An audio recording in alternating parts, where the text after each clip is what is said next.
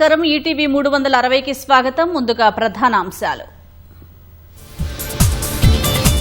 ధాన్యం నిల్వల్లో 11,000 కోట్ల స్కామ్ జరిగిందన్న సర్కార్.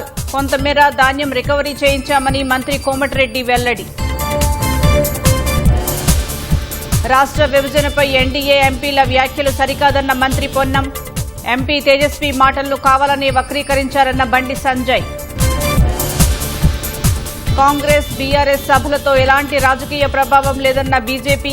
వచ్చే ఎన్నికల్లో కాషాయం జెండా ఎగరవేస్తామని రామచంద్రరావు ధీమా.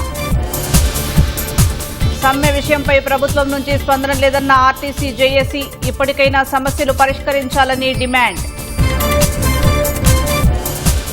ఈ ఏడాది భారత వృద్ధి రేటు 6.4%. ఆసియా పసిఫిక్ ఆర్థిక సామాజిక సర్వే నివేదిక అంచనా.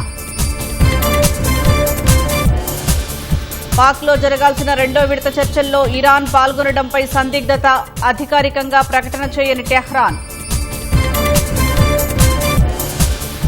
తమ నౌకను అమెరికా సీజ్ చేయడంపై ఐరాసాకు ఇరాన్ ఫిర్యాదు. అంతర్జాతీయ చట్టాలను ఉల్లంఘించడమేనని మండిపాటు. రేపు తెరుచుకోనున్న కేదార్నాథ్ ఆలయ ద్వారాలు. పవిత్ర క్షేత్రాన్ని చూసేందుకు తరలివస్తున్న భక్తులు.